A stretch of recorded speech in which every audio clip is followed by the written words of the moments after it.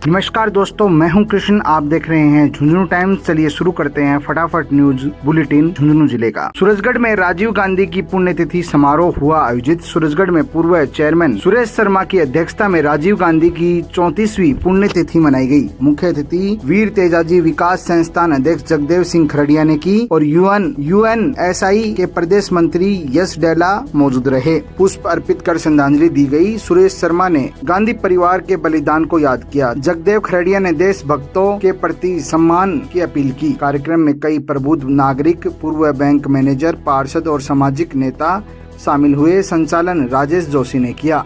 नहर आंदोलन 506 दिन से जारी। चिड़ावा में सिंघाना चिड़ावा मार्ग पर किसानों का नहर आंदोलन 506 दिन से जारी है। अखिल भारतीय किसान सभा की अगुवाई में धरना और कर्मिक अनशन जारी है। किसान अड़िग नजर आ रहे हैं। किसान अनिल भास्कर ने कहा कि सरकार ने नहर के लिए सुनवाई बंद कर दी है। अब आमने सामने का संघर्ष जारी होगा। चिड़ावा में गोबर के बटोड़े में लगी आग, बड़ा हादसा टला। चिड़ावा के अड़ुका गांव में गोबर के बटोड़े में अचानक आग लग गई। सुबह 10:30 बजे आग की लपेटें फैल गई। दमकल कर्मी अनिल सैनी और नरेश यादव फुर्ती से मौके पर पहुंचे। आग घरों तक नहीं पहुंची और बड़ा नुकसान टल गया। चिड़ावा फायर ब्रिगेड ने मौके पर पहुंचकर तेजी से आग पर काबू पाया। स्थानीय लोग दमकल कर्मियों की बहादुरी की तारीफ करते हुए भी नजर आए। झुंझुनू कलेक्टर को मुख्य सचिव की फटकार। सीकर में मुख्य सचिव सुधांश पंत की बैठक में झुंझुनू कलेक्टर रामअवतार मीणा को कड़ी फटकार लगी है। माँ योजना की जानकारी नहीं देने पर नाराजगी जताई गई। बोले 59 साल की उम्र में भी योजनाएं नहीं आती तो साप्ताहिक बैठक कैसे होती होंगी। झुंझुनू को हर मोर्चे पर बिछड़ता बताया। अफसरों को भी चेताया। अब लापरवाहों को इसी जन्म में सजा मिलेगी। सुशासन, पानी, बिजली और सेवा आपूर्ति पर जोर दिया गया। बैठक में कुछ घंटे बाद झुंझुनू को नया एसपी लोकेश सोनवाल भी मिला। खाटू श्याम जी दर्शन कर सुधांश पंत ने विकास योजनाओं का निरीक्षण किया। झुंझुनू रोडवेज में बड़ा वेतन घोटाला। झुंझुनू रोडवेज डिपो में 14 कर्मचारी बिना ड्यूटी के सालों से उठा रहे थे वेतन। जयपुर मुख्यालय से पहुंची जांच टीम ने दस्तावेज खंगाले, कई रिकॉर्ड जब्त। शिकायत के अनुसार 3 से 5 साल से गैर हाजिर कर्मचारी हाजिर दिखाकर उठा रहे थे वेतन खाते में किए जा रहे थे ट्रांसफर। डिपो प्रबंधन पर रिश्वत लेकर उपस्थिति दर्ज कराने का आरोप। डीएम अवधेश शर्मा व एडीएम उमेश नागर ने जांच की अगुवाई की। प्रबंध निर्देशक पुरुषोत्तम शर्मा बोले, दोषियों पर होगी बड़ी कार्रवाई। कनिष्ठ लिपिक से लेकर चालक परिचालक तक नाम है इसमें शामिल। मामला पहुंचा एंटी करप्शन ब्यूरो तक। झुंझुनू में ऑपरेशन सिंदूर पर तिरंगा यात्रा। ऑपरेशन सिंदूर की सफलता पर झुंझुनू में निकाली गई भव्य तिरंगा यात्रा। गांधी चौक से शहीद स्मारक तक 108 मीटर लंबे तिरंगे के साथ स्काउट, नर्सिंग छात्र, पूर्व सैनिक और नागरिकों ने उत्साह से लिया भाग। विधायक राजेंद्र भामू, धर्मपाल गुर्जर और पूर्व विधायक शुभकर्ण चौधरी ने सेना के साहस को किया सलाम। शहीद स्मारक पर दी गई श्रद्धांजलि। युवाओं से देश सेवा की प्रेरणा लेने का आह्वान। झुंझुनू गुंजा जय हिंद जय भारत के नारों से। जनता में दिखा देशभक्ति का जोश और सेना के प्रति गर्व। रास्ता खोलो अभियान से ग्रामीणों को राहत। झुंझुनू में रास्ता खोलो अभियान ने दिलाई राहत। 8 दिन में खुले 53 रास्ते। 15,000 ग्रामीणों को मिला सीधा फायदा। कलेक्टर रामअवतार मीणा की पहल से सुल्ताना, मेहाड़ा, जाटूवास, डाडा, फतेहपुरा जैसे क्षेत्रों में जेसीबी से अवरुद्ध रास्ते हटाए गए। नवलगढ़ में सबसे ज्यादा 11, चिड़ावा बुहाना में 7 और खेतड़ी में 6 और झुंझुनू में 5 रास्ते खुलाए गए। 104 नए प्रकरणों में 15 दिन में समाधान के निर्देश। ग्रामीणों ने जताया आभार। बोले, अब स्कूल, खेत और अस्पताल पहुंचना हुआ आसान। अभियान को मिल रही है जनता और जनप्रतिनिधियों से सराहना। चिड़ावा और पिलानी में पारा 46.5 डिग्री पहुंचा। गर्मी ने तोड़े सारे रिकॉर्ड। दोपहर तक सड़कों पर सन्नाटा, लोग घरों में हुए कैद। राज्य आपदा प्रबंधन विभाग ने झुंझुनू, चूरू, अनूपगढ़, गंगानगर और हनुमानगढ़ में अगले 24 घंटे के लिए लू अलर्ट किया जारी। डॉक्टरों ने चेताया, ये तापमान जानलेवा साबित हो सकता है, खास तौर पर बच्चों, बुजुर्गों और बीमार लोगों के लिए। लोगों को सलाह दी कि धूप से बचे, पानी पिए, हल्के कपड़े पहने। प्रशासन ने अपील की है कि जरूरी हो तभी घर से बाहर निकले। हीट वेव से सतर्क रहें, सुरक्षित रहें। झुंझुनू में कांग्रेस की संविधान बचाओ बैठक संपन्न। भाजपा पर लगाए गंभीर आरोप। झुंझुनू में कांग्रेस की जिला स्तरीय बैठक संविधान बचाओ अभियान के तहत संपन्न हुई। कार्यक्रम की शुरुआत पूर्व पीएम राजीव गांधी व शहीदों को श्रद्धांजलि देकर हुई। संभाग प्रभारी रमेश खंडेलवाल ने कहा कि भाजपा सिर्फ सत्ता के लिए संविधान बदलना चाहती है, कांग्रेस ऐसा नहीं होने देगी। जिलाध्यक्ष दिनेश सुंडा ने पंचायती राज चुनाव में देरी पर राज्य सरकार की आलोचना की। बैठक में सैकड़ों कार्यकर्ता शामिल हुए और बूथ स्तर तक लड़ाई लड़ने का ऐलान किया। पीएम मोदी की सभा में शामिल होंगे झुंझुनू के 1000 पूर्व सैनिक। एसी बसों से जाएंगे बीकानेर। 22 मई को बीकानेर में होने वाली है प्रधानमंत्री नरेंद्र मोदी की जनसभा। 22 मई को बीकानेर में होने वाली प्रधानमंत्री नरेंद्र मोदी की जनसभा में झुंझुनू जिले के 1000 पूर्व सैनिक भाग लेंगे। प्रशासन ने सभी 7 विधानसभा क्षेत्रों से 2-2 एसी बसें रवाना करने की व्यवस्था की है।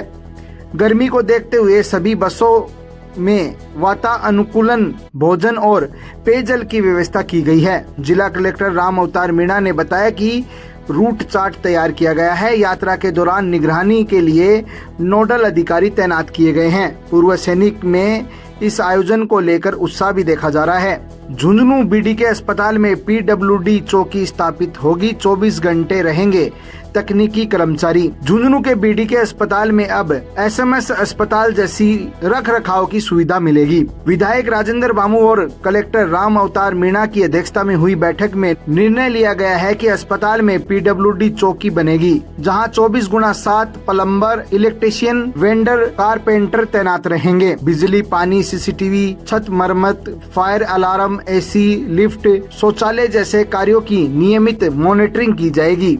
हेल्पलाइन और ऐप के जरिए मरीज शिकायत दर्ज कर सकेंगे, जिसका समाधान तय ठेकेदार करेंगे। इससे मरीजों को राहत और सुविधाओं की गुणवत्ता में सुधार होगा। कलोठड़ा गांव में मेघवाल समाज दूषित पानी पीने को मजबूर, स्वास्थ्य पर संकट के बादल। बुहाना उपखंड क्षेत्र के कलोठड़ा की मेघवाल बस्ती में पेयजल संकट गंभीर रूप लेता जा रहा है। समाज के लोग सार्वजनिक टंकी से आने वाले दूषित सफेद पानी पीने को मजबूर हो रहे हैं। पिछली गर्मियों से लेकर अब तक हालात जस के तस बने हुए हैं, लेकिन प्रशासन और जनप्रतिनिधियों की ओर से कोई ठोस कदम नहीं उठाया जा रहा है। पीड़ितों का कहना है कि वे राज्य के मंत्रियों और नेताओं के दरवाजे खटखटा चुके हैं, लेकिन आश्वासन के सिवा कुछ नहीं मिला है। गर्मी के इस भीषण समय में प्रशासन महज 2 से 3 टैंकर भेजकर अपनी जिम्मेदारी से पल्ला झाड़ लेता है। ऐसे में मेघवाल समाज के लोगों को बदबूदार और सफेद रंग वाला दूषित पानी पीने के अलावा कोई दूसरा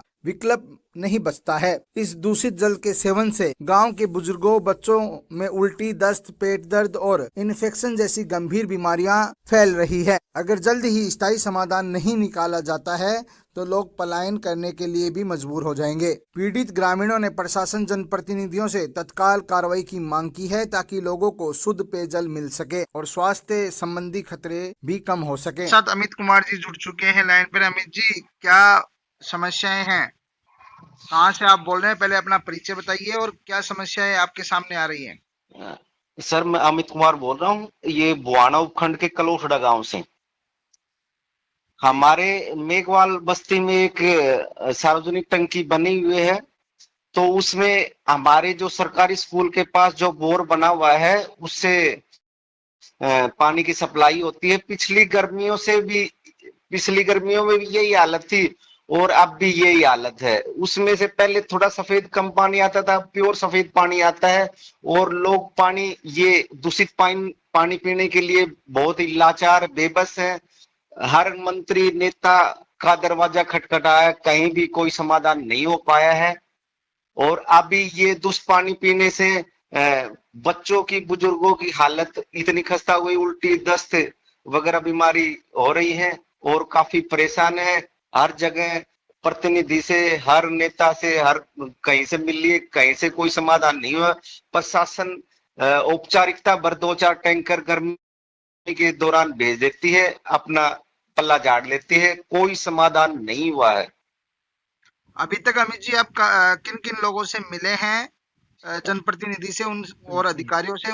उनका जवाब क्या रहा है? और ज्यादा गंभीर समस्या ये कब से बनी हुई है? ये कितना समय हो चुका है? हम प्रतिनिधि के रूप में संतोष जी अहलावत से मिल लिए, जो पूर्व सांसद थी, और विजेंद्र जी ओला से भी मिल लिए।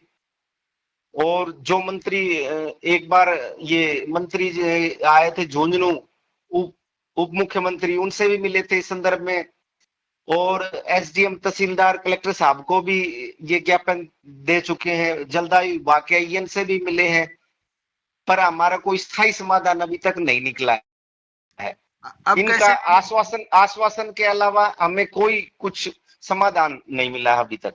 अब कैसे आप लोग व्यवस्था कर रहे हैं, क्योंकि जिस प्रकार की तस्वीरें आपने भेजी है उन तस्वीरों से साफ तौर पर दिख रहा है कि ये कहीं से भी पीने योग्य, क्या कपड़े धोने या फिर कोई रोजमर्रा के जो काम है उनमें भी इस्तेमाल लेने योग्य पानी नहीं है ये। अभी सर दरअसल बताऊं कि इतनी गंभीर समस्या है गांव की, जो निजी बोरवेल हैं हमारे राजपूत समाज के, आहिर समाज के, उन निजी बोरवेल से मटका भर भर के लाते हैं लोग, और पीने के लिए भी वो यूज करते हैं, नहाने के लिए भी वो यूज करते हैं। सार्वजनिक बोर में से जो पानी है, ये तो ऐसा हो रहा है, हालत ही खराब। बच्चों अगर पीते भी हैं तो भी नई नई बीमारियां पनप रही है, कोई समाधान नहीं है। व्यवस्था आपने किस प्रकार से कर रखी है? टैंकर लेके आते हैं और कितने लंबे समय से ये समस्या बनी हुई है? टैंकर तो सर ये है कि जलदायु विभाग की तरफ से 2-4 टैंकर भेज देते हैं, इसमें पूरे समाज के तकरीबन तकरीबन 150 घर है, 150 घर में 2 टैंकर भी अगर भेज देते हैं पर डे के, जब भी व्यवस्था पूरी संभव नहीं हो पाती है गर्मी के समय में तो। और अभी तो सर ये है कि समस्याग्रस्त ही है लोग, अभी कोई समाधान नहीं हो पाया है। निजी बोरवेल से ही पानी की व्यवस्था कर पाते हैं लोग, 2-2 किलोमीटर जाके फिर पानी लाते हैं एक एक मटका, काफी परेशान हो रहे हैं। अब आपकी मांग क्या है? आप क्या चाहते हैं अभी? मांग तो सर यही है कि जो 3 फेस बोरवेल है, नया बोरवेल बनाया जाए और पानी की व्यवस्था दुरुस्त की जाए, ताकि गर्मी में इतनी परेशानी का सामना नहीं करना पड़े।